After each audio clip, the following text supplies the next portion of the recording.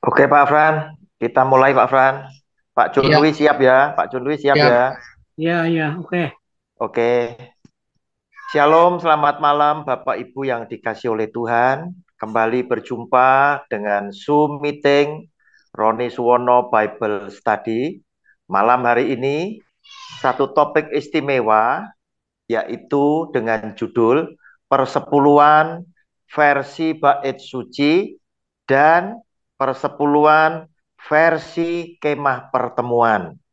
Bapak Ibu, hari ini hadir bersama saya seorang pakar daripada hukum Taurat, yaitu Bapak Evangelis Cunlui dari Cirebon, yang nanti akan memaparkan perbedaannya seperti apa. Sehingga kita akan terberkati karena kita akan diberikan sebuah wawasan yang baru bahwa ternyata persepuluhan bukan sesederhana ini seperti khotbah-khotbah yang saat ini kita dengarkan bersama. Sebab bicara tentang persepuluhan, ternyata persepuluhan yang diperintahkan oleh Tuhan di dalam kitab Taurat Musa itu punya hubungan yang sangat erat dengan sejarah bangsa Israel keluar dari tanah Mesir menuju ke negeri Kanaan yang dijanjikan sampai dengan bangsa Israel masuk ke negeri yang sudah dijanjikan itu yaitu Kanaan. Untuk itu kita langsung saja, saya persilakan Pak Cundwi menaikkan di dalam doa sekaligus memaparkan tema yang sudah Pak Cundwi persiapkan. Terima kasih Pak Cundwi, silakan. Baik, mari kita sama-sama berdoa. Bapa di dalam surga, kami mengucap syukur berterima kasih karena pada kesempatan malam ini hambamu berkesempatan untuk memaparkan persepuluhan versi bait suci dan versi kemah pertemuan, di mana keduanya ada perbedaan. Tuhan, kiranya urapi semua kami yang mendengarkan, bahkan yang mendengarkan video ini Tuhan, Kau berkati supaya telinga pendengaran kami diurapi Tuhan dengan telinga pendengaran yang rohani, yang menyimak firman yang akan disampaikan ini. Di dalam nama Tuhan Yesus Kristus, hamba mohon diurapi untuk menyampaikan firman-Mu dengan sebaik-baiknya.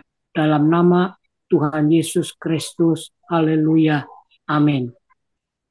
Amin. Silakan Pak Cundwi. Masalah persepuluhan ini memang masalah yang sangat menarik, sangat seksi. Persepuluhan banyak dibicarakan orang, tetapi seperti tadi Roni Suwono katakan, tidak sesederhana itu persepuluhan itu, tetapi persepuluhan yang akan kita pelajari adalah persepuluhan apa yang tertulis di dalam kitab Taurat, persepuluhan sebagaimana orisinilnya di dalam kitab yang ditulis oleh Nabi Musa. Nah, masalah persepuluhan ini sering marak diperbincangkan dan diperdebatkan. Sebagian berpendapat persepuluhan masih tetap berlaku bagi orang Kristen dan atau umat perjanjian baru. Sebagian lagi mengatakan sudah tidak perlu lagi melakukan persepuluhan, dan yang lain lagi hanya membeok apa kata daripada pemimpinnya tentang persepuluhan. Karena apa? Karena mereka tidak mengerti dan tidak memiliki pengetahuan tentang persepuluhan. Namun yang akan saya bicarakan di sini bukan masalah uh, perbedaan atau perbedaan pendapat tersebut, tetapi yang saya bicarakan di sini adalah tentang bagaimana persepuluhan versi versi bait suci dan persepuluhan versi kemah pertemuan. Mari kita akan mempelajari, saya minta tayangkan oleh Pak Frans di dalam kitab Ulangan pasal 12 ayat yang ke-4 sampai yang ke-6.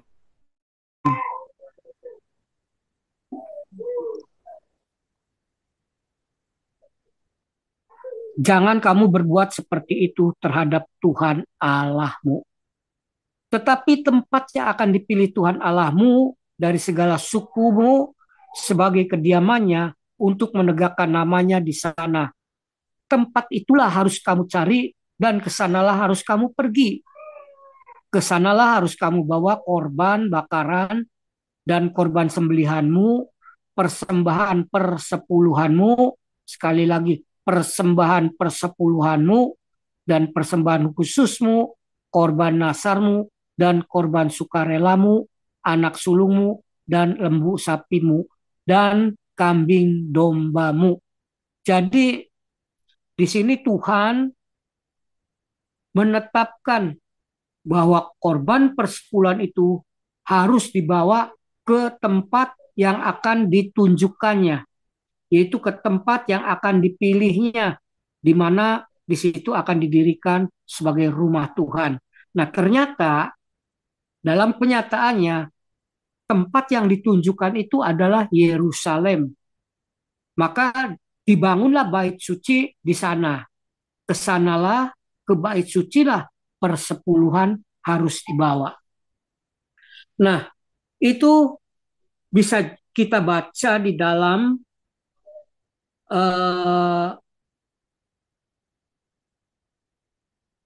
kitab Ulangan ini. Kita baca juga ayat yang ke-7. Coba ayat yang ke-7, Pak, dibaca.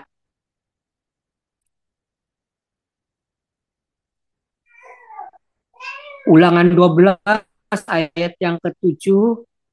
Di sanalah kamu makan di hadapan Tuhan Allahmu dan bersukaria kamu dan seisi rumahmu, karena di dalam segala usahamu engkau diberkati oleh Tuhan Allahmu.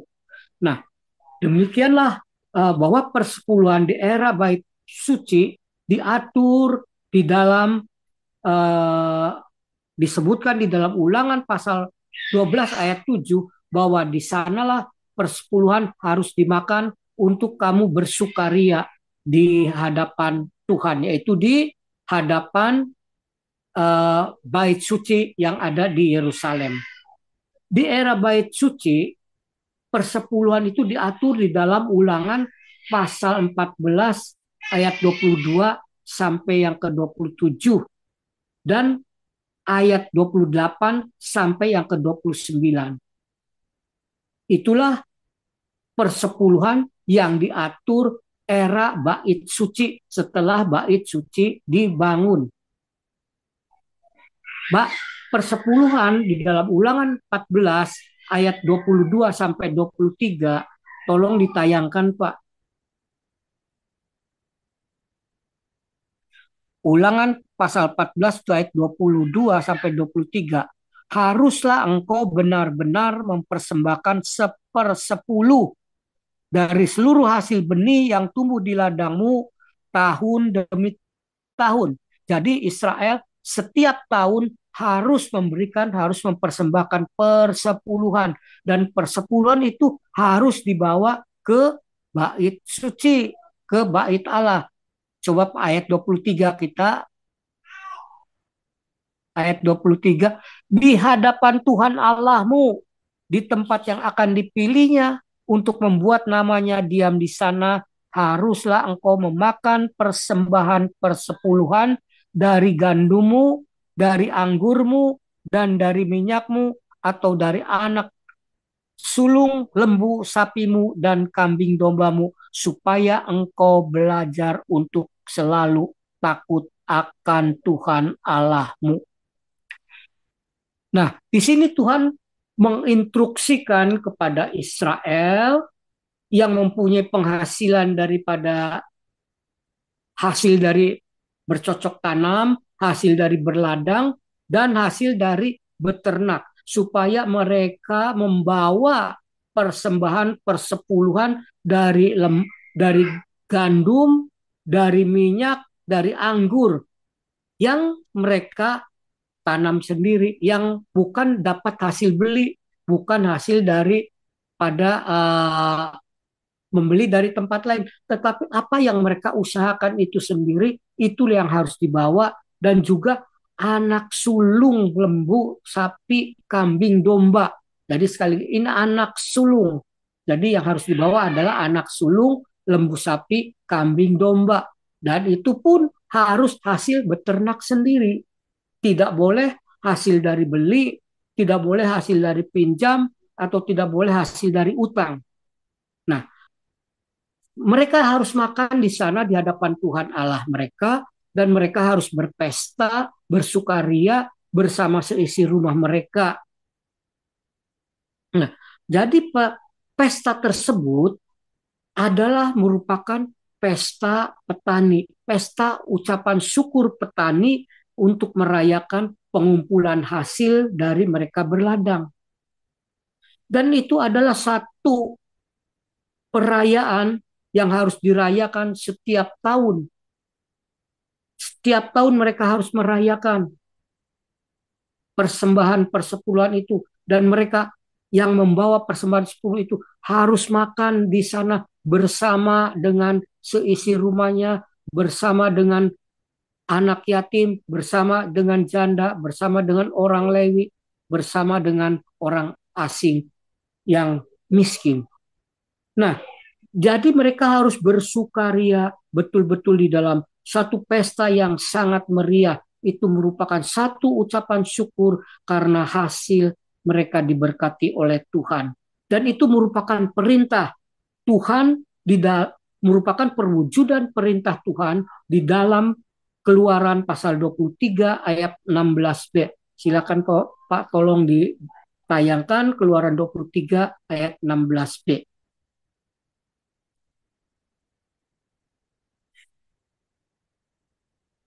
Kau peliharalah juga, ya bagi 16 semua. Kau peliharalah juga hari raya menuai, yakni menuai buah bugaran, hasil dari usahamu menabur di ladang. Demikian juga hari raya pengumpulan hasil pada akhir tahun. Setiap engkau mengumpulkan hasil usahamu dari berladang. Demikian juga hari raya pengumpulan hasil pada akhir tahun apabila engkau mengumpulkan hasil usahamu dari berladang. Jadi Israel itu harus merayakan hari raya pengumpulan hasil dari hasil mereka berladang. Itu perintah perayaan di dalam Keluaran yang diwujudkan di dalam Ulangan pasal 14 ayat 22 sampai 27. Dan mengenai persembahan persepuluhannya itu sendiri tercantum di dalam Ulangan pasal 14 ayat 22. Haruslah engkau benar-benar mempersembahkan persepuluhan dari hasil usahamu tahun demi tahun. Itu merupakan pewujudan daripada perintah Tuhan di dalam Ulangan pasal 12 ayat ke-7. Coba diulangi lagi Pak, ditayangkan Ulangan pasal 12 ayat 7. Di sanalah kamu makan di hadapan Tuhan Allahmu dan bersukaria kamu dan seisi rumahmu, karena dalam segala usahamu engkau diberkati oleh Tuhan Allahmu. Jadi demikianlah persepuluhan yang ditentukan oleh Tuhan untuk dilakukan oleh Israel adalah untuk merayakan pesta pengumpulan hasil, dan untuk dimakan dalam pesta itu bagi pemersembah itu sendiri, atau terwajib persepuluhan itu sendiri, atau yang kena wajib persepuluhan itu untuk membawa persepuluhan, dan mereka makan di sana bersama-sama dengan seisi rumah dan dengan para janda, yatim piatu, orang Lewi, orang asing. Nah, pesta tersebut merupakan syukuran, dan mengenai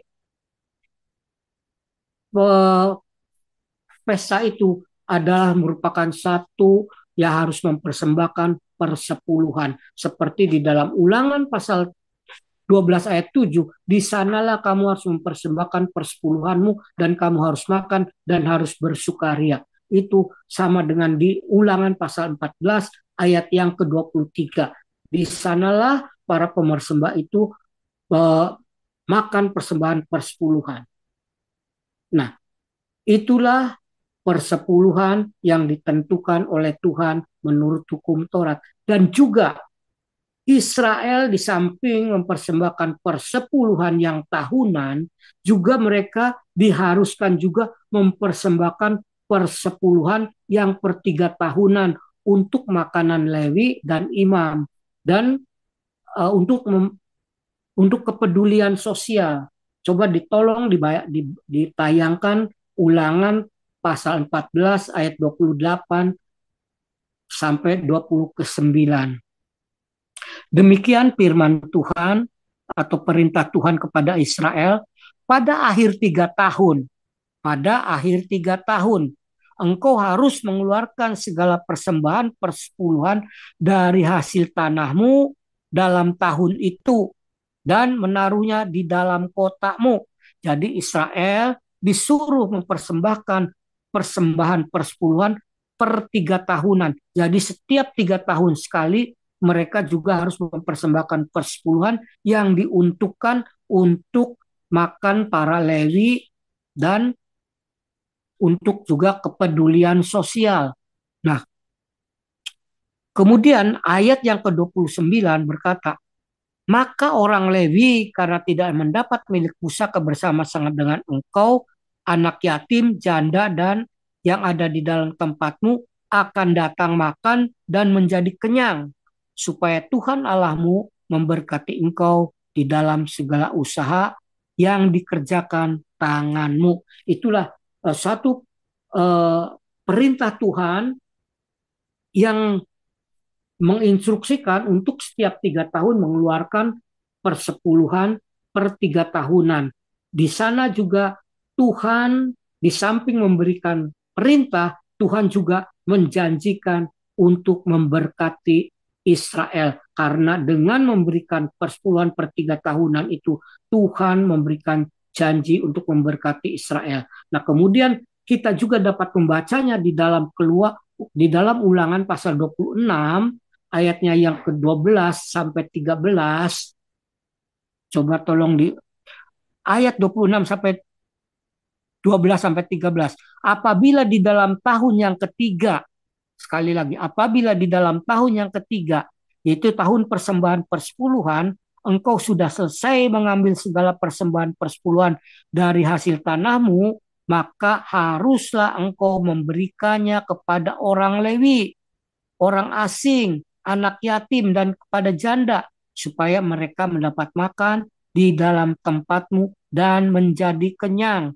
Kemudian 13. Dan haruslah engkau berkata di hadapan Tuhan Allahmu, telah kupindahkan persembahan kudus itu dari rumahku, juga telah kuberikan kepada orang Lewi dan kepada orang asing, anak yatim, dan kepada janda, tepat seperti perintah yang telah kau berikan kepadaku, tidak kulangkahi atau kulupakan sesuatu dari perintahmu itu. Jadi di sini bahwa Israel harus mempersembahkan persepuluhan itu kepada Tuhan. Dan persepuluhan itu jelas persepuluhan itu berbeda dengan persepuluhan daripada yang untuk berpesta. Persepuluhan yang untuk berpesta itu adalah terdiri dari gandum, minyak, dan anggur. Tetapi di dalam persepuluhan yang per 3 tahunan dapat kita baca di dalam Imamat pasal 27 ayat yang ke-30. Tolong ditayangkan. Demikian juga segala persembahan persepuluhan dari tanah, baik dari hasil benih di tanah maupun dari buah pohon-pohonan, adalah milik Tuhan. Itulah persembahan kudus bagi Tuhan. Jadi inilah persepuluhan yang dituntut oleh Tuhan, yang harus diberikan untuk persembahan bagi orang Lewi karena itu adalah milik Tuhan dan milik Tuhan itu dihibahkan kepada orang Lewi sebagai jaminan hidup mereka. Nah, kemudian itu di situ jelas yang disebutkan adalah segala yang benih yang tumbuh dan segala buah pohonan harus menjadi persembahan persepuluhan. Jadi bukan hanya gandum, minyak, dan anggur saja, tapi segala jenis benih yang tumbuh di tanah itu harus diberikan kepada Tuhan. Dan juga mengenai persembahan daripada hewannya juga itu berbeda. Kalau di dalam persembahan untuk pesta, itu yang harus dipersembahkan adalah anak sulung dari lembu, sapi, dan kambing domba. Tetapi di dalam persepuluhan yang per 3 tahunan itu yang harus diserahkan kepada Tuhan, kita baca di dalam Imamat pasal 27 ayatnya yang ke-31. 32, Pak. Mengenai segala persembahan persepuluhan dari lembu, sapi, atau kambing domba, maka dari segala yang lewat di bawah tongkat gembala waktu dihitung, setiap yang ke-10 harus menjadi persembahan kudus bagi Tuhan. Jadi itulah jelas ada perbedaan antara persembahan persepuluhan yang untuk berpesta dengan persembahan persepuluhan yang untuk persembahan menjadi milik Tuhan atau menjadi persembahan kudus yang untuk Tuhan yang kemudian Tuhan hibahkan bagi orang Lewi. Nah, itulah 2 jenis persepuluhan jika bait suci telah dibangun, yaitu persepuluhan yang disebut Maaser Seni dan Maaser Ani. Karena ragam persepuluhan itu ada 3. Ada Maaser Rishon, yaitu bilangan 18 ayat 21 sampai 28 untuk upah bagi Lewi dan imam. Dan Maaser Seni, ulangan 14, 22 sampai 27 adalah untuk berpesta. Dan juga Maaser Ani adalah persembahan persepuluhan untuk makan para Lewi dan sosial. Itu yang tertulis di dalam ulangan pasal 14 ayat 28 sampai 29. Nah, sekarang kita akan berbicara mengenai persepuluhan versi kemah pertemuan. Loko persepuluhan yang untuk makan para Lewi dan imam yang ditetapkan di dalam ulangan pasal 14 ayat 28 sampai 29 berbeda dengan yang ada di dalam bilangan pasal 18 ayat 21. Coba tolong Pak, bilangan pasal 18 ayat 21. Mengenai Bani Lewi, sesungguhnya aku berikan kepada mereka segala persembahan persepuluhan di antara orang Israel sebagai milik pusakanya untuk membawa pekerjaan mereka yang dilakukan mereka, pekerjaan pada kemah pertemuan. Jadi di sini perbedaannya bahwa persepuluhan yang untuk Lewi dan para imam yang di dalam ulangan pasal 14 ayat 28-29 itu juga harus dilakukan, juga harus diberikan juga untuk kepedulian sosial. Tetapi di dalam bilangan ini hanya dikhususkan untuk orang Lewi. Nah, kenapa? Karena ini konsepnya adalah persepuluhan ketika mereka masih beribadat di dalam kemah pertemuan. Jadi bukan di dalam versi atau era bait suci. Di era bait suci yang berdiri itu harusnya mereka mempersembahkan persepuluhan yang untuk berpesta dan persepuluhan per 3 tahun. Tetapi kalau persembahan persepuluhan yang per 3 tahunan yang diulangan pasal 14 ayat 28 sampai 29, kemudian juga harus Israel mempersembahkan persepuluhan yang di dalam bilangan pasal 18 ayat 21, maka bagi Israel itu suatu memberatkan karena mereka harus setiap tahun dipotong 20%, dua kali persepuluhan. Sedangkan para Lewi itu mendapatkan jatah 2 kali persepuluhan yang di dalam ulangan pasal 14 ayat 28 sampai 29 juga dengan persepuluhan yang di dalam bilangan pasal 18 ayat 21. Maka jikalau hal ini dilakukan, maka prinsip hukum Taurat yang mengedepankan keadilan itu diperkosa, itu tidak tercapai. Karena apa? Karena ada ketimpangan. Orang Israel hanya 80%, belum lagi dipotong dengan pengeluaran-pengeluaran lain. Sedangkan orang Lewi mendapatkan jatah 2 kali persepuluhan. Jadi itu rasanya tidaklah mungkin seperti itu. Nah, jadi umat Israel, apa yang dipersembahkan umat Israel pada waktu mereka beribadah di dalam kemah pertemuan adalah persepuluhan seperti apa yang sudah mereka kenal, dan yang mereka anggap baik dan yang sudah mereka lakukan secara turun-temurun. Yang mereka kenal secara turun-temurun dilakukan oleh nenek moyang mereka. Nah, karena sudah betapa lamanya persepuluhan yang versi bait kemah pertemuan itu dilakukan, yaitu selama 447 tahun 6 bulan yang kita dapat baca di dalam kitab Raja-Raja pasal 6 ayat 1 dan ayat 38 demikian. Pada waktu itu Israel mulai membangun bait suci itu ketika diletakkan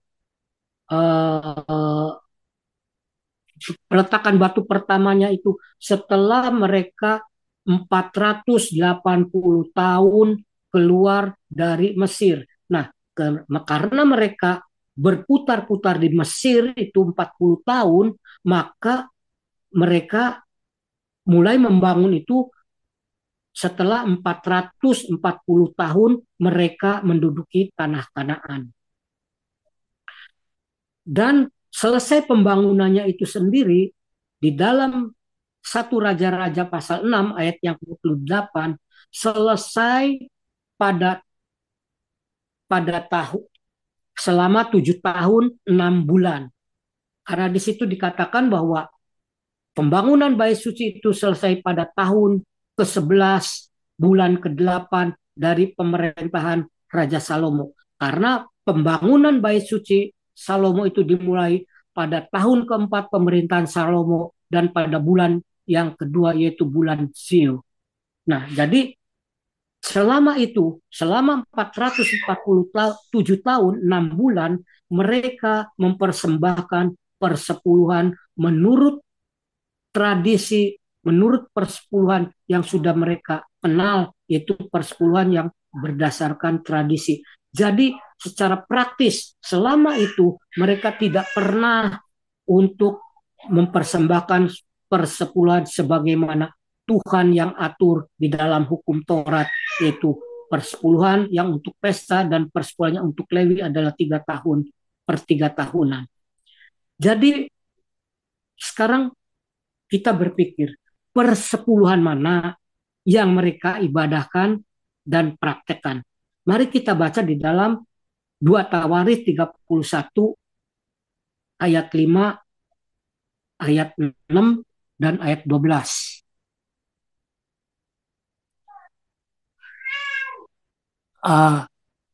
Demikian firman Tuhan di dalam 2 Tawarikh pasal 31 ayat 5. Segera setelah perintah ini tersiar, orang Israel membawa dalam jumlah besar hasil pertama daripada gandum, anggur, minyak, madu, dan segala macam hasil bumi. Mereka membawa juga persembahan persepuluhan dari segala sesuatu di dalam jumlah yang besar. Di sini bahwa Raja Hizkia itu memerintahkan untuk um, menggalakkan kembali sumbangan-sumbangan untuk penghidupan orang-orang Lewi dan para imam. Maka di sini dikatakan bahwa mereka membawa kembali dalam jumlah yang besar persepuluhan ke rumah Tuhan. Nah, kemudian ayat 6, orang Israel dan orang Yehuda yang tinggal di kota-kota Yehuda juga membawa persembahan persepuluhan yang terdiri dari lembu sapi, kambing domba, dan persembahan persepuluhan yang terdiri dari persembahan kudus yang telah dikuduskan bagi Tuhan Allah mereka. Semuanya itu diletakkan bertimbun-timbun. Jadi inilah persepuluhan yang pada zaman Raja Hizkia dipersembahkan itu adalah persepuluhan yang juga tidak mencerminkan, tidak mengibadahkan persepuluhan yang sesuai dengan diperintahkan oleh hukum Taurat di dalam pasal ke-14 tadi.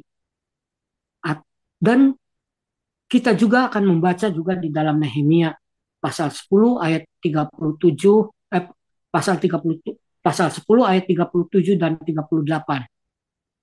Nehemia pasal 10 ayat 37 dan 38 demikian.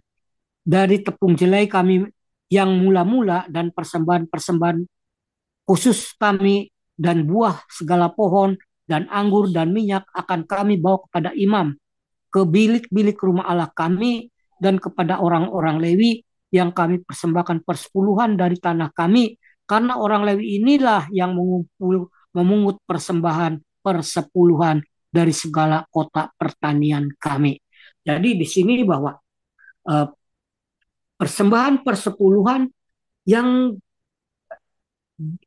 pada zaman Nehemia, karena pada zaman Nehemia pun orang-orang Israel sudah tidak memberikan persembahan persepuluhan lagi, kemudian digalakkan lagi pada zaman Nehemia oleh Imam Esra supaya orang-orang Israel itu membawa lagi persembahan persepuluhan, dan itu seperti yang sudah kita baca di dalam saya ulangi dalam pasal 10 ayat 38. Seorang imam anak Harun akan menyertai orang-orang Lewi itu bila ia memungut persembahan persepuluhan dari orang-orang Lewi itu, akan membawa persembahan persepuluhan daripada persembahan persepuluhan itu ke rumah Allah kami, ke bilik-bilik rumah perbendaharaan.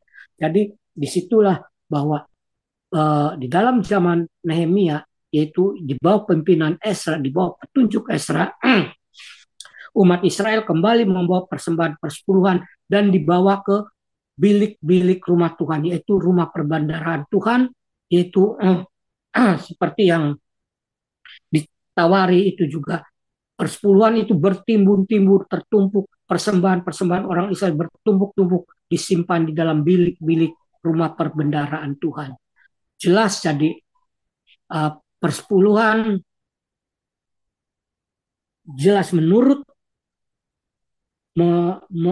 jelas bahwa persepuluhan daripada Nehemia atau Esra itu merujuk kepada persepuluhan yang terdapat di dalam Bilangan pasal ke-18. Nampaknya juga pada zaman Maleaki, Israel mempersembahkan persepuluhan yang seturut dengan apa yang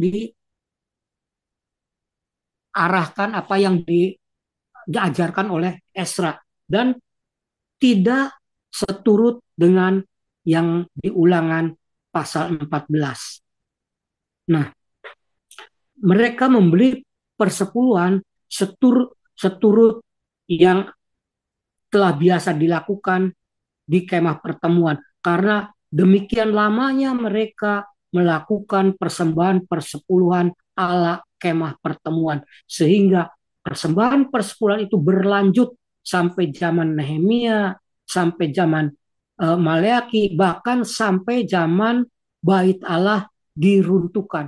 Mereka mempersembahkan persepuluhan masih bercorak atau masih menurut kemah pertemuan. Nah, itulah persembahan persepuluhan versi bait suci dan versi kemah pertemuan. Ternyata persepuluhan versi bait suci itu tidak pernah dilakukan. Yang dilakukan adalah persepuluhan versi kemah pertemuan. Nah, dalam ketentuan ketentuan bagi terwajib persepuluhan atau persepuluhan itu ditentukan bahwa persepuluhan itu harus selalu berhubungan dengan bait suci dan orang-orang Lewi.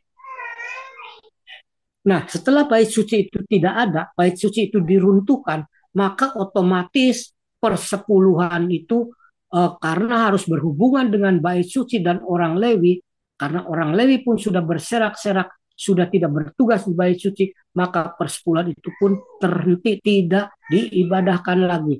Dan persepuluhan juga itu uh, harus selalu dari hasil tanah dan hasil ternak. Jadi persepuluhan itu yang kena wajib persepuluhan atau yang wajib memberikan persepuluhan itu hanyalah petani dan peternak. Dan persepuluhan itu harus berwujud bahan pangan, yaitu minyak, gandum, anggur, dan segala jenis pohon-pohonan, dan juga lembu sapi, kambing, domba. Nah, itu dalam bentuk bahan makanan, bukan dalam bentuk uang. Dan persepuluhan itu juga khusus diwajibkan hanya bagi Israel yang mereka juga harus yang mereka bercocok tanam di tanah Israel, bukan di tanah asing, bukan di tanah di luar negeri, tetapi harus yang betul-betul hasil dari tanah yang di Israel. Jadi khusus bagi petani dan peternak Israel. Jadi tidak juga semua Israel itu melakukan persepuluhan. Karena bangsa Israel juga ada yang profesinya sebagai nelayan, seperti Petrus, seperti Yesus tukang kayu, seperti Yakobus, juga ada nelayan. Mereka tidak memberikan persepuluhan. Karena persepuluhan itu hanya khusus bagi orang yang bertani dan beternak. Jadi persepuluhan bukanlah jadi persepuluhan itu adalah satu kewajiban bagi umat Israel. Nah, itu itu saja yang saya sampaikan. Jadi disitulah persepuluhan versi bait suci dan versi kemah pertemuan. Ternyata persepuluhan yang dipraktekkan sampai detik bait suci diruntuhkan adalah persepuluhan versi kemah pertemuan. Karena tidak ada petunjuk bahwa persepuluhan versi Ulangan pasal 14 yang ternyata merupakan perintah Tuhan dan yang tertulis di dalam hukum Taurat itu tidak pernah ada petunjuk dilakukan. Di dalam penelusuran saya di dalam kitab suci tidak pernah ada disebutkan persepuluhan itu dilakukan. Tapi yang dilakukan adalah persepuluhan versi kemah pertemuan. Demikian yang dapat saya sampaikan. Terima kasih Pak. Terima kasih Pak Junlui pemaparannya. Bapak Ibu, sebelum kita masuk ke sesi tanya jawab, saya ingin sedikit menambahkan untuk mengerucutkan apa yang sudah dipaparkan oleh Pak Junlui. Tadi beliau memang sengaja mengangkat sebuah topik yang menarik, yaitu persepuluhan versi bait suci, kemudian dengan persepuluhan versi kemah pertemuan. Bapak Ibu, sama seperti yang tadi sudah saya sampaikan, persepuluhan itu tidak sesederhana seperti khotbah-khotbah saat ini yang kita dengar bersama. Sebab bicara tentang persepuluhan itu sesungguhnya menyangkut sejarah bangsa Israel dari negeri Mesir itu keluar menuju ke tanah perjanjian, yaitu Kanaan. Nah, ternyata sebelum orang-orang Israel, bangsa Israel itu nyebrang Sungai Yordan dan masuk ke negeri Kanaan yang dijanjikan oleh Tuhan, mereka mendirikan kemah pertemuan yang terdiri dari 10 tenda.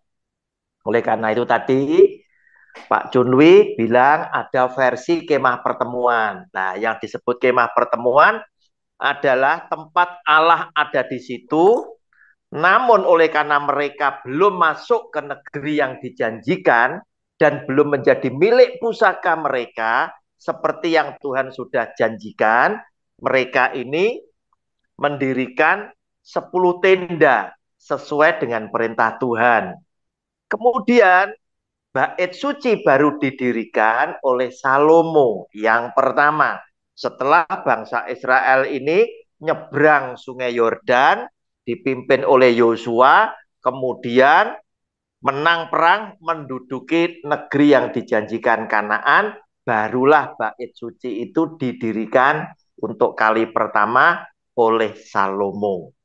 Bapak Ibu, itu sedikit tambahan dari saya.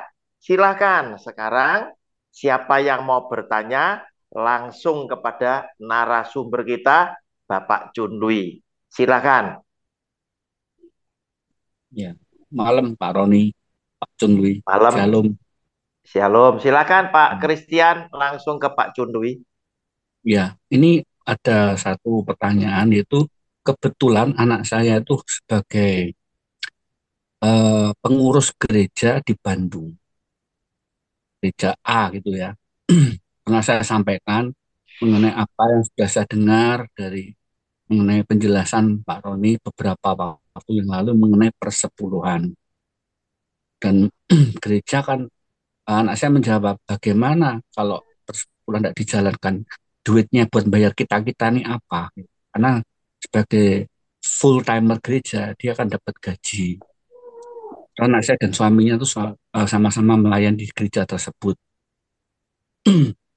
Nah, ini yang jadi pertanyaan pertama. Yang kedua, sekarang saya lihat gereja-gereja, terutama yang saya ibadah saat ini, itu kan membutuhkan peralatan-peralatan yang canggih. Contohnya belakang layar itu yang kurang lebih sekian miliar. Peralatan untuk musik band-bandnya itu mengenai sekian miliar. Nah, semua dana itu dari mana kalau tidak ada persepuluhan di gereja? Apakah mungkin gereja itu tidak istilahnya bukan bisnis, membiayai semua kebutuhan itu, termasuk medsos segala macam dan terutama perangkat-perangkat canggih. Itu aja Pak yang saya tanyakan, ada dua pertanyaan itu. Itu Pak Roni, Pak Junwi, mohon penjelasannya. Terima Ya, kasih. Silakan Pak Junwi dijawab langsung dua pertanyaan dari Pak Christian Adi Rambing. Kalau gereja sekarang mengut persepuluhan, apakah gereja itu adalah bait suci? Apakah yang menerima persepuluhan itu orang Lewi? Karena persepuluhan itu harus berhubungan dengan orang Lewi, persepuluhan berhubungan dengan bait suci, dan persepuluhan itu hanya khusus dari yang dipersembahkan itu dari khas bahan pangan, bukan bentuk uang. Dan persepuluhan itu juga dikhususkan perjanjian bagi umat Israel, bukan dengan segala bangsa. Nah, jadi apakah itu yang dilakukan oleh gereja-gereja sekarang? Karena kalau kita mengatasnamakan persepuluhan, kita harus mengacu kepada semuanya itu, Pak. Nah, jadi kenapa harus jadi kita bagaimana gereja memenuhi kebutuhannya? Kita memenuhi kebutuhannya, jemaat boleh mempersembahkan apapun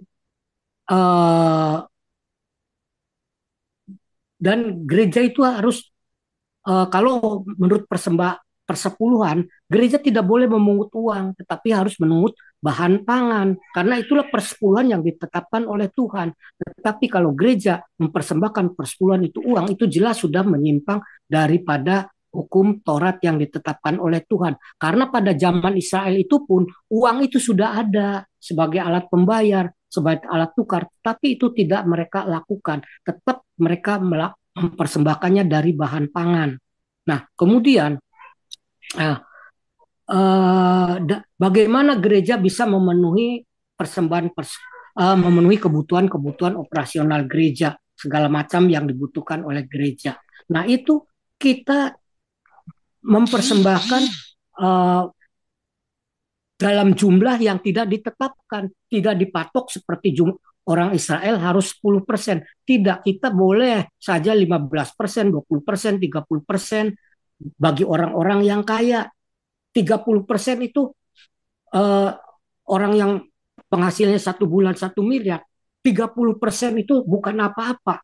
Tetapi bagi orang yang memperpenghasilan 3 juta 1 bulan, 10% saja sudah berat, Pak. Sudah kurang bagi penghidupan mereka, suami istri dengan 2 anak saja udah nggak cukup, Pak.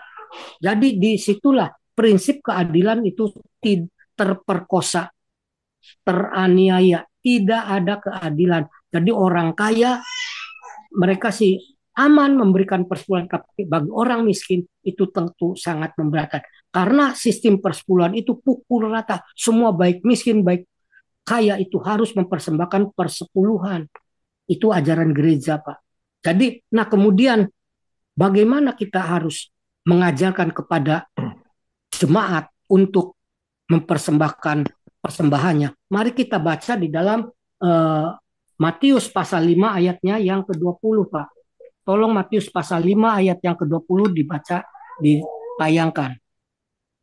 Maka aku berkata kepadamu, jika hidup keagamaanmu tidak lebih benar daripada hidup keagamaan ahli-ahli Taurat dan orang-orang Farisi, sesungguhnya kamu tidak akan masuk ke dalam kerajaan surga.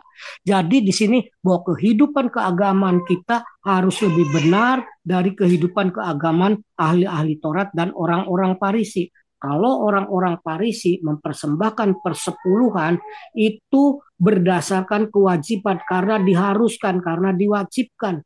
Tetapi kita sebagai orang Kristen mempersembahkan persembahan kita itu harus dengan cara yang lebih benar daripada orang Farisi dan orang-orang Farisi, yaitu kita harus mempersembahkan berdasarkan sukarela, berdasarkan iman, dan fleksibel, tidak ditentukan, karena rezeki orang itu juga mulur mengkeret, ada saatnya banyak, ada saatnya surut, ada kadang rugi juga. Nah, itu maka persembahan yang lebih benar adalah persembahan yang berdasarkan kasih, berdasarkan sukarela, berdasarkan iman, dan berdasarkan apa itu tidak dipaksa. Itu. Jadi Pak, himbauan kita untuk kepada jemaat adalah kita harus mempersembahkan berdasarkan Matius 5 ayat yang ke-20. Dan kemudian kita jangan mengatasnamakan persepuluhan. Karena kalau mengatasnamakan persepuluhan itu harus sesuai dengan hukum Taurat. Harus kepada bait suci, harus untuk orang Lewi, harus dari hasil bumi dan hasil ternak, bukan dalam bentuk uang. Dan itu hanya untuk diwajibkan kepada orang Lewi, tidak kepada bangsa-bangsa lain. Karena di situ bahwa persepuluhan itu harus dari hasil tanahmu, dari hasil ternakmu. Jadi jelas, bukan dari hasil beli atau lain sebagainya. Dari hasil yang mereka peroleh di tanah Israel itu sendiri. Bukan hasil yang diperoleh dari di luar negeri. Terima kasih Pak, itu jawaban saya Pak. Oke Pak Kris, saya tambahkan ya supaya melengkapi apa yang disampaikan Pak Cundwi ya. Bicara tentang persepuluhan, jelas itu adalah hukum Taurat. Oleh karena itu, setuju dengan pandangan Pak Cundwi ya. Kalau kemudian kembali kepada hukum Taurat, kita ya harus apa itu benar-benar teliti, karena perintah hukum Taurat itu tidak boleh meleset ya. Persepuluhan yang pertama itu selalu terkait dengan suku Lewi, dengan bait suci, terus kemudian dengan tanah Kanaan, ya. Sebab ketika Tuhan menjanjikan negeri Kanaan menjadi milik pusaka daripada orang Israel, oleh karena itu Tuhan yang memberikan kepada orang Israel, maka Tuhan berfirman juga memerintahkan dari hasil negeri itu tadi, ya, dari hasil tanah Kanaan tadi, apa yang tumbuh di sana, kamu harus memberikan persepuluhan. Otomatis dari gandum, dari pohon-pohonan yang tumbuh di tanah Kanaan, itu harus dipersembahkan persepuluhan. Hewan ternak, kenapa kok juga harus? Kenapa? Karena hewan ternaknya makan rumput dari negeri Kanaan juga. Sehingga yang mempersembahkan hanyalah para petani dan peternak saja. Nelayan tidak, tukang kayu tidak, pedagang tidak, dan lain sebagainya. Terkait dengan tanah Kanaan. Untuk meyakinkan, coba kita tayangkan Ulangan pasal 26 ayat yang pertama dan yang kedua. Nah, dalam Ulangan pasal 26, kalau Pak Kris tadi buka Alkitab, itu kita akan membaca, judul bacaannya adalah mempersembahkan hasil pertama. Nah, ini buah sulung. Oh, kalau sudah ada persembahan buah sulung, otomatis belakangnya adalah persepuluhan, ya, itu tidak bisa terpisah. Apabila engkau telah masuk, nah kata apabila itu berarti sudah nyebrang Sungai Yordan. Nah, kalau belum nyebrang Sungai Yordan, berarti belum masuk. Apabila engkau telah masuk ke negeri yang diberikan Tuhan Allahmu kepadamu menjadi milik pusakamu dan engkau telah mendudukinya, ya, dan diam di sana. Sudah masuk Kanaan, Kanaan sudah punyanya Israel, maka ya haruslah engkau membawa hasil pertama dari bumi, ya, hasil pertama dari bumi, ya, dari tanah yang telah kau kumpulkan dari tanahmu yang diberikan kepadamu oleh Tuhan Allahmu, dan haruslah engkau menaruhnya dalam bakul. Hasil pertama itu tidak semua gaji, ya, tidak semua hasil satu kebun 1 hektar, tidak, di dalam bakul. Berarti Anda pilihkan yang terbaik, taruh di dalam bakul, kemudian pergi ke tempat yang akan dipilih Tuhan Allahmu untuk membuat namanya diam di sana.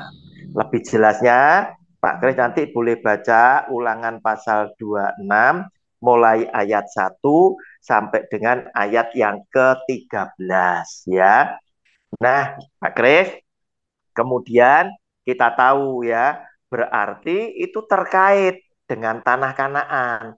Kalau kamu sudah masuk di Kanaan, Kanaan itu sudah kamu miliki, kamu hidup dengan tentram di sana, dan tanah ini memberikan hasil, maka saat itu pula kamu mulai sepat ngasih persembahan buah sulung dan persepuluhan, ya.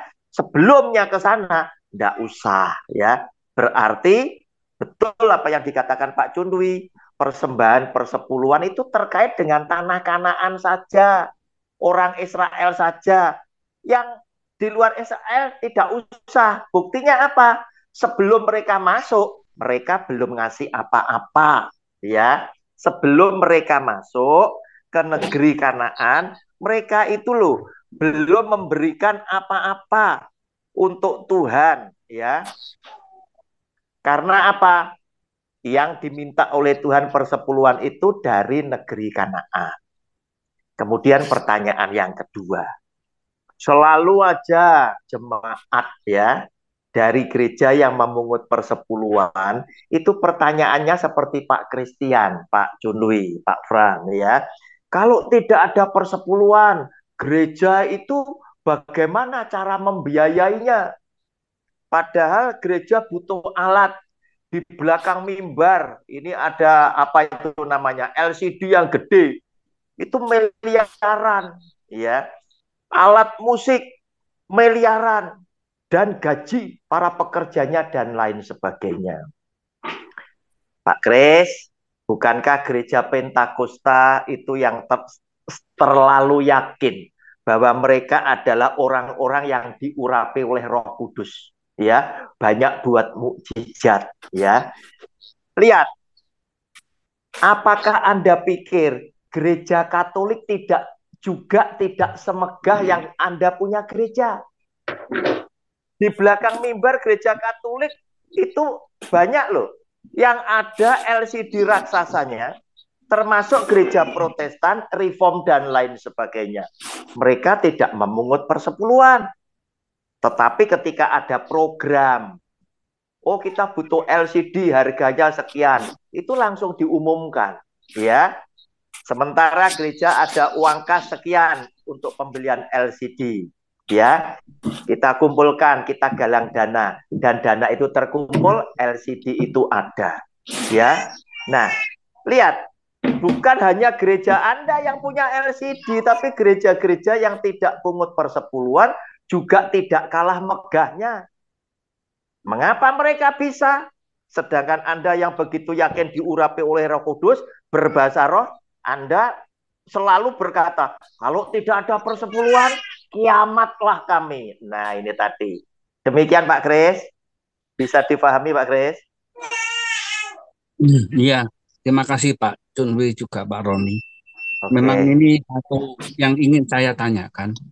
Saat ini kebetulan anak-anak saya semua tuh sebagai full timer gereja. Bahkan istri saya juga sebagai eh, jemaat gereja yang aktivitas sekali. Tapi setiap dalam khotbah-khotbahnya apa yang diperintahkannya selalu bicara dengan masalah persepuluhan, tabur tuai.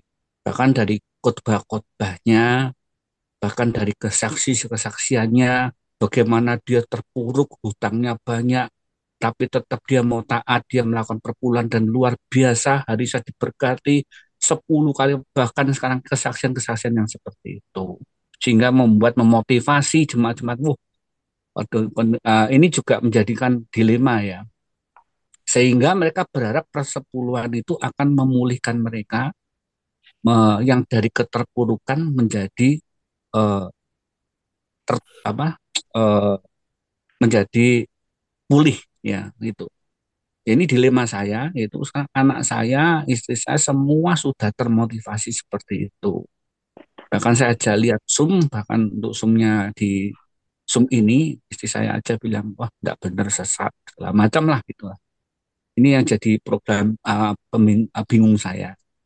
Sehingga waktu ke gereja itu kami nggak damai sejahtera karena berisi khotbah-khotbahnya itu selalu bicara mengenai uang dan uang, tabur dan tuai.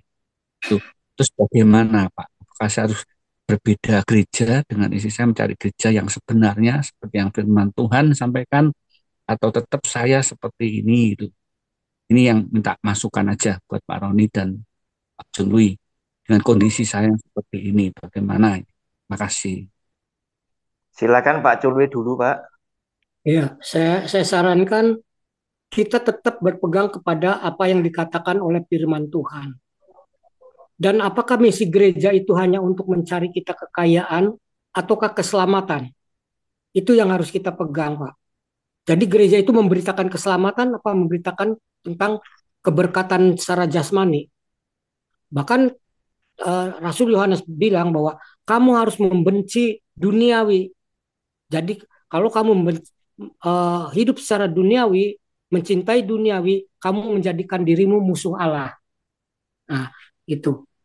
Jadi memang gereja sekarang dininabobokan seperti itu karena iblis setan pun nggak apa-apa kamu ke gereja, nggak apa-apa kamu rajin beribadah, nggak apa-apa kamu uh, menyebut Tuhan Yesus, tetapi jangan kamu uh, terlalu dalam, jangan kamu masuk terlalu dalam di dalam firman Tuhan. Jadi ikuti saja apa khotbah-khotbah yang semacam itu dan tentang kesaksian yang memotivasi seperti itu adalah hanya segelintir orang yang merasa hidup diberkati. Tapi apakah secara rohani mereka diberkati, Pak? Apakah kehidupan mereka sudah sesuai dengan firman Tuhan? Nah, tapi tidak sedikit juga orang-orang yang rajin bayar persepuluhan juga hidupnya masih tetap terpuruk karena itu tidak disaksikan saja, Pak. Nah, itu saya kira mengenai kesaksian-kesaksian itu sengaja ditampilkan untuk memotivasi dan untuk menghipnotis, untuk mempengaruhi para pendengarnya supaya mereka merasa tetap wajib memberi persepuluhan. Nah, memberi persepuluhan memang tidak salah, Pak. Tetapi kita jangan mengatasnamakan itu sebagai persepuluhan, tetapi kita harus tetap mengatakannya itu sebagai suatu persembahan kasih. Karena persembahan kasih itu boleh 1/10, boleh 5/10, boleh 50% atau 30% yang kita persembahkan. Jadi tergantung pada cinta kasih kita kepada Tuhan dan tergantung juga pada penghasilan kita. Jadi saya tidak mungkin orang yang berpenghasilan cuma 2 juta dia akan mengasih 1,5 juta, itu gak mungkin, Pak. Terima kasih, Pak. Terima kasih Pak Junwi. Saya tambahkan untuk jawab punya Pak Kris. Tadi Pak Kris bilang istri, terus anak dan menantunya karena ada yang full timer juga jemaat di sana menjadi termotivasi. Sebab melihat banyak orang-orang yang dulunya terpuruk bersaksi karena tetap setia membayar persepuluhan sekarang dipulihkan. Nah sekarang tinggal Pak Kris lihat aja apakah keadaan ekonomi anaknya Pak Kris yang juga full timer di sana, ya. Terus kemudian istri itu kemudian kurang lebih lah dia juga luar biasa, katakanlah diberkati. Kalau tadi ukurannya ya itu adalah berkat jasmani, apakah sudah kaya? Anak dan menantu ini termasuk istrinya. Wah, tabungannya jadi banyak. Coba dicek lebih dulu. Saya setuju dengan apa yang dikatakan Pak Junwi. Itu memang sengaja untuk disaksikan, ya, untuk memotivasi, untuk menghipnotis. Tetapi saya ingin sampaikan ya kepada Pak Kris, tadi benar apa yang dikatakan Pak Junwi ya. Saya mempertajam ya. Antikristus ya, iblis setan itu membangun kerajaan dunia. Tetapi Roh Tuhan, Yesus Kristus Tuhan, Roh Kudus itu membangun kerajaan Allah. Beda fokus tujuannya. Nah, sekarang saya tunjukkan, tayangkan Pak Fran, dalam 1 Yohanes pasal yang keempat, ayat 1 sampai dengan ke-6. Ya, saya bacakan, Pak Kris silakan dicatat ya. Judul bacaannya adalah Roh Allah dan Roh Antikristus. Ya, berarti kita harus buktikan gereja itu sebetulnya benar atau tidak. Rohnya itu roh mana? Ya. Gembala biar siapa yang Ya, ini saya bacakan. Saudara-saudaraku yang kekasih, janganlah percaya akan setiap roh, tetapi ujilah roh-roh itu, apakah mereka berasal dari Allah, sebab banyak nabi-nabi palsu yang telah muncul dan pergi ke seluruh dunia. Kita ditugasi oleh Tuhan untuk menguji, jangan mudah percaya, sebab semua orang akan bilang, di dalam nama Tuhan Yesus. Itu palsu pun akan bilang seperti itu. Demikianlah kita mengenal roh Allah. Setiap roh yang mengaku bahwa Yesus Kristus telah datang sebagai manusia berasal dari Allah. Dan setiap roh yang tidak mengaku Yesus tidak berasal dari Allah. Roh itu adalah roh antikristus. Dan tentang dia telah kamu dengar bahwa ia akan datang dan sekarang ini ia sudah ada di dalam dunia. Kamu berasal dari Allah, anak-anakku, dan kamu telah mengalahkan nabi-nabi palsu itu. Sebab roh yang ada di dalam kamu lebih besar daripada roh yang ada di dalam dunia. Perhatikan Pak Kris, ayat yang kelima. Mereka berasal dari dunia. Sebab itu mereka berbicara tentang hal-hal duniawi, tentang duit. Dan dunia, jemaatnya yang berasal dari dunia, mendengarkan mereka. Hati-hati, antikristus membangun kerajaan dunia. Kami berasal dari Allah, barang siapa mengenal Allah, ia mendengarkan kami. Barang siapa tidak berasal dari Allah, ia tidak mendengarkan kami. Itulah tandanya roh kebenaran dan roh yang menyesatkan. Pertanyaan Pak Kris yang berikutnya adalah, saya harus bagaimana? Pak Kris, Anda harus bijak ya. Setelah menguji ya, roh itu roh yang mana? Roh Tuhan atau roh antikristus? Anda harus segera ngambil sikap. Sebab apa? Kembali kepada firman Tuhan. 2 Petrus pasal 2 ayat yang pertama. Ya, 2 Petrus pasal 2 ayat yang pertama. Kalau Pak Kris tinggal di sana, kemudian Anda mengikuti pengajar yang menyesatkan, pengikut itu ikut dibinasakan. Ini lihat, judul bacaannya adalah nabi-nabi dan guru-guru yang palsu. Sebagaimana nabi-nabi palsu dahulu tampil di tengah-tengah umat Allah, demikian pula di antara kamu akan ada guru-guru palsu.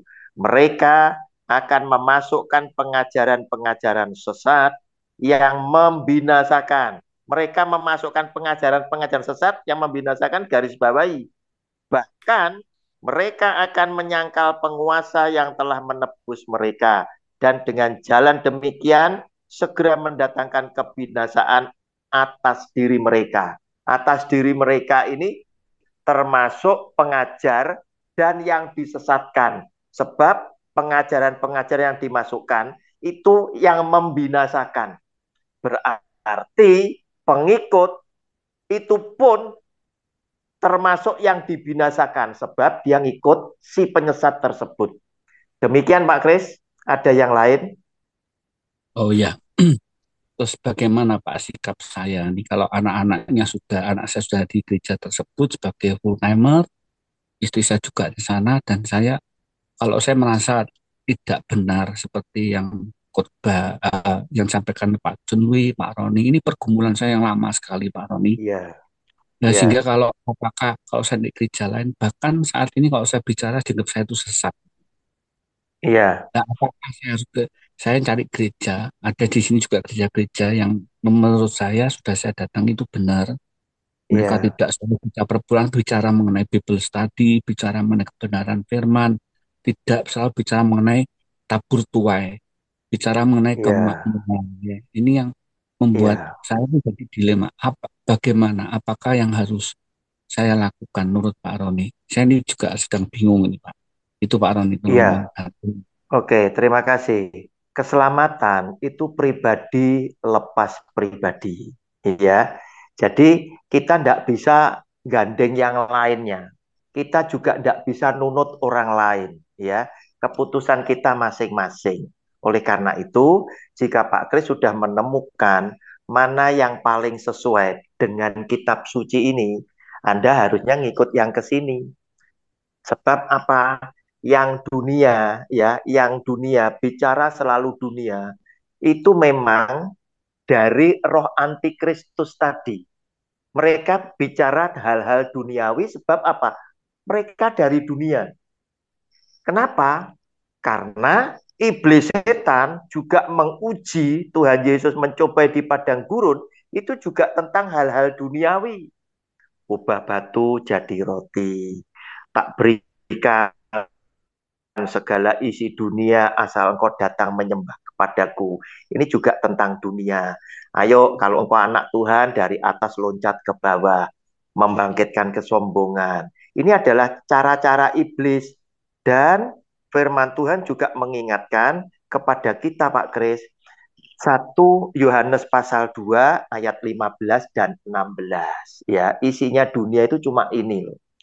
Ya, semestinya pengajar itu akan bilang jangan kamu terikat di sini. Tetapi justru mereka mengkhotbahkan, kalau kamu banyak menabur, kamu diberkati berlimpah-limpah. Fokusnya kan kepada harta benda. Lihat ya, janganlah kamu mengasihi dunia dan apa yang ada di dalamnya. Jikalau orang mengasihi dunia, maka kasih akan Bapa huruf besar tidak ada di dalam orang itu. 16, sebab semua yang ada di dalam dunia, yaitu isinya dunia, keinginan daging, ubah batu jadi roti, dan keinginan mata, ya, serta keangkuhan hidup, bukanlah berasal dari Bapa, melainkan dari dunia. Silakan Pak Kris bergumul sendiri, memutuskan pilihannya. Anda mau mengikut kata firman Tuhan, atau Anda mengikut pendeta yang mengajar tidak berdasarkan Alkitab, kitab suci. Ya Pak Kris? Ya Pak Roni, mohon dukungan doanya saja untuk supaya saya diberi hikmat yang tepat dari Tuhan untuk mengambil satu Ya, keputusan, karena ini masalahnya juga antara keluarga, anak, istri, dan saya itu. Gimana saat ini anak-anak atau sisa ngecas saya itu bahasa itu tidak benar. iya, Yang saya masih omongan, ya saya inginnya sih keluarga saya juga ikut dalam menjalankan firman Tuhan yang benar gitu.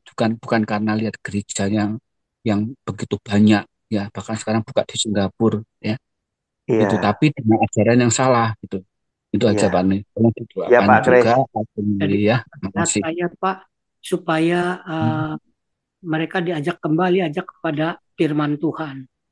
Firman Tuhan ngomong apa mengenai persembahan, mengenai persepuluhan, ajak-ajak kepada firman Tuhan apa yang Tuhan katakan. Karena persepuluhan itu kan ditetapkan berdasarkan hukum Taurat. Lalu Tuhan bilang apa tentang hukum Taurat? Itu aja Pak. Jadi kita harus ikuti apa yang dikatakan Tuhan. Jangan apa yang Iya. dikatakan oleh para pembicara. Pembicara. Ya, kalau saya ikuti berarti kan saya bertentangan dengan istri dan anak-anak saya. Padahal sebagai imam dalam keluarga saya ingin sebetulnya anak saya, istri saya itu kembali ke firman yang benar, itu gereja Ya yang betul. membawakan firman yang benar. Tapi karena mereka sudah apa namanya, terbrainwash ya, Terdoktrin. terdoktrin, sehingga Iya. menganggap saya itu yang sesat, bukan mereka. Itulah ini yang pergumulan saya sampai sekarang. Itu aja Pak John W, Pak Roni, Ya saya mohon memang dukungan jadi doa. di otak ya Pak ya. Tercuci otak untuk jadi ya memang kita harus bawa dalam doa supaya mereka itu terfokus kepada apa yang dikatakan Tuhan. Iya. Iya, Iya Pak Kris, kita iya, doakan ya. iya, iya. Satu lagi yang Pak Kris perlu perhatikan ya. Gereja-gereja yang tadi saya sebut ya, ternyata tidak kalah megahnya dengan gereja-gereja modern saat ini adalah Katolik ya, Protestan, gereja-gereja Reform ya. Di belakang mimbar mereka juga ada LCD raksasa. Tetapi apa yang lebih menarik sebetulnya adalah mereka ini ternyata gereja yang besar, yang megah, jemaatnya juga banyak, tidak terima persepuluhan, tetapi gereja ini punya aset, Pak Kris, ya, punya gedung gereja milik umat, ya, punya rumah sakit milik umat, punya sekolahan milik umat, punya panti wereda, panti jompo, panti anak asuh yatim piatu milik umat, ya. Semua aset itu adalah milik umat. Coba gereja yang Pak Kris sebutkan, tempat keluarga Anda bernaung, ya. Asetnya itu milik siapa? Milik umat atau keluarga pendeta? Nah, di sini ada perbedaan apa tidak? Ya. Oke, silakan barangkali ada yang lain yang mau bertanya sebelum kita berpisah. Ada Pak Sunaryo Halim, ya. Ada ini apa ini Bapak siapa nih? PKL. Ada Pak Effendi Wongso. Silakan kalau mau apa itu memanfaatkan untuk bertanya sebelum kita tutup dalam doa. Barangkali ada Pak Naryo, Pak PKL. Silakan Pak Naryo. Itu mic-nya sudah dibuka. Silakan Ya, Pak. cukup jelas Pak. Terima kasih. Gitu ya Jelas Pak sekali. Iya, Naryo. Pak Cundoy. Iya, luar biasa Pak Cundoy. Oke. Terima kasih Ya. Pak Cundoy. Terima Oke. kasih Pak Naryo. Pak Cundoy Terima. memang ahli Pak. Kasih Pak Naryo, terima Ya. kasih. Ya Pak Cunwi pakarnya untuk apa itu Perjanjian lama, hukum ya. Taurat. Iya. Oke, Ahli. kita akan akhiri pertemuan kita.